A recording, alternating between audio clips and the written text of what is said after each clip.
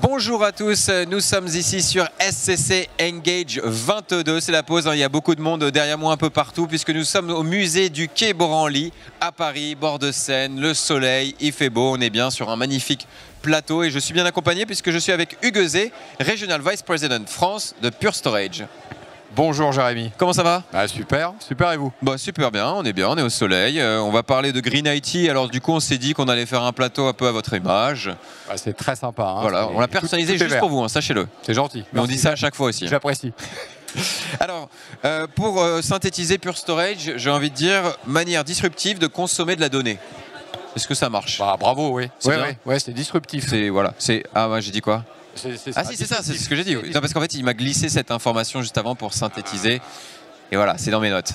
Donc voilà, c'est pour situer pour les gens qui ne connaissent pas forcément, même si je pense que tout le monde connaît un peu Pure Storage, en tout cas dans le milieu IT. Aujourd'hui, c'est une marque plutôt bien connue dans le domaine IT et puis surtout, oui, qui apporte beaucoup de valeur et de disruptivité dans la manière de consommer. C'est ça. Ouais. Alors, si on pense directement un peu futur, horizon 2025, dans cette émission, on aime bien essayer de comprendre ce qui va se passer. Les grandes tendances IT, selon Pure Storage, ce serait quoi?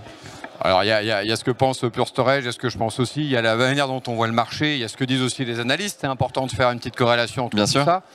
On voit un certain nombre de choses qui sont liées à la manière de consommer la donnée. On est beaucoup plus dans un modèle qui va tendre vers le as a service, le modèle de consommation cloud. Donc quand on parle cloud, c'est pas que cloud public, c'est cloud on-prem. Donc consommer as a service, ça veut dire consommer au plus juste par rapport aux besoins que l'on a. Donc on optimise in fine son coût et on optimise la partie green. On voit aussi beaucoup, vous en avez aussi parlé auparavant, la partie Kubernetes. Bien sûr. Ça, le conteneur, tout le monde a envie d'en faire, tout le monde va en faire. J'ai quelques années dans l'IT. Tout le monde va basculer dedans. On a parlé de la vertu il y a fort longtemps. VMware est un étendard très fort dans ce domaine. Aujourd'hui, certains utilisent beaucoup Kube, donc on voit beaucoup ça. Un chiffre que dit IDC, c'est 85% des apps containerisées pour ces nouvelles apps d'ici 2025. D'accord. Donc on est dedans, quoi. Okay. Et sur la partie consommation as a service, ils disent 60-65% de consommation as a service. Donc on est là-dedans. Okay. Donc on voit vraiment ces tendances-là. Et je dirais la troisième, c'est la consommation du type de données, plus la donnée objet. La donnée est liée à cette containerisation, donc une manière différente. Plus on sort des silos traditionnels, donc sur toutes les nouvelles apps notamment. Alors Pure Storage, c'est un partenaire majeur de SCC. Vous avez plusieurs projets en cours et par le passé, vous avez beaucoup collaboré. Si on devait en citer une petite success story peut-être? On travaille bien. Alors déjà, on travaille très bien, beaucoup avec SCC dans tous les domaines. Ça, c'est important. Des grands bancaires, des grandes institutions publiques.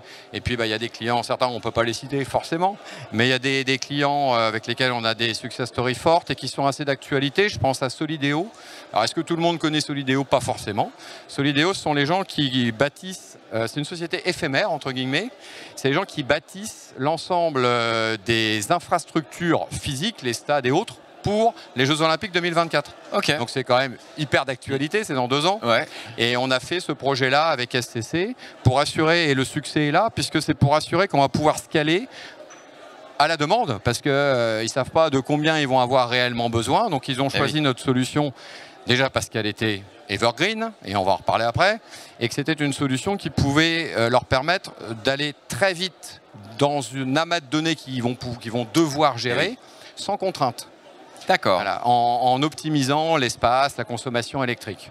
Et puis je dirais un deuxième, Immobilière 3F, c'est un bailleur social. C'est le premier bailleur social de la ville de Paris. Ouais. Donc avec eux, on a fait 2 projets intéressants. Un premier projet qui est l'ensemble des applications, la modernisation de l'ensemble des applications. Donc qui leur a permis de faire des gains énergétiques, des gains en people, de l'ordre de 30 à 40%. Les gains énergétiques, ils ont divisé par 7 l'espace en data center, donc c'est pas négligeable. Et puis dernièrement, on a fait un dernier projet avec SCC et Immobilière 3F autour des ransomware. Ok. C'est un sujet que je pourrais rajouter dans la première besace. Les ransomware, c'est pas 2025, c'est aujourd'hui. C'est déjà maintenant. Ouais. C'était un sujet très d'actualité et c'est marrant parce que ils étaient plutôt partis sur dire on veut faire des bandes pour les externaliser. Ok. Parce que ça revient un petit peu parfois par rapport au ransomware. Bien sûr. Et finalement, sur les solutions pures, on a des mécaniques qui s'appellent du safe mode, donc qui permet de gérer l'immutabilité des données. Ouais. Beaucoup de projets tournent autour de ça. D'accord. Et finalement, ils ont dit on y va comme ça nous a convaincus et on va faire le projet avec vous. Je ne sais pas si vous avez vu, mais vous avez dit ransomware, on a entendu une sirène de police résonner juste derrière. Il faut faire attention à ce qu'on dit ici. Attention. Alors, autre sujet important, donc là on l'a vu, c'est le plateau décoration green. On n'est pas sur du green bashing, attention, on va parler RSE. RSE chez Pure Storage, c'est un sujet que vous prenez à cœur? Alors c'est le sujet. Je vais citer 3 axes. Il y a un premier axe qui est lié, on développe tout autour de l'éco-conception, à la fois logiciel et matériel. Donc là, c'est comment est-ce qu'on apporte de la valeur à nos clients. Le deuxième axe, c'est comment est-ce que nous, en interne, on est RSE, on est responsable, oui. avec 2 gros axes. 2020-2030, on divise par 2. Okay. 2040, on arrive en carbone neutre. Okay. Et puis après, c'est l'ensemble de toute la chaîne logistique.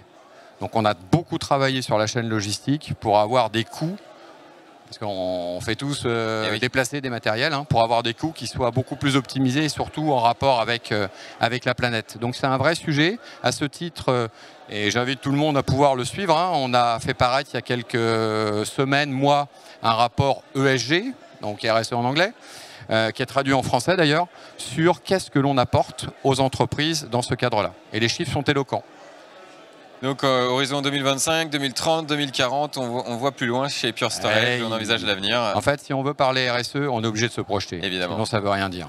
Ouais. Eh ben, on se projettera très vite, nous, dans un nouvel épisode de SCC Impulse. En attendant, merci beaucoup, Hugues, de nous avoir accompagnés. Merci à Pure Storage. Et on reconstruira un nouveau plateau pour vous la prochaine fois. Sympa.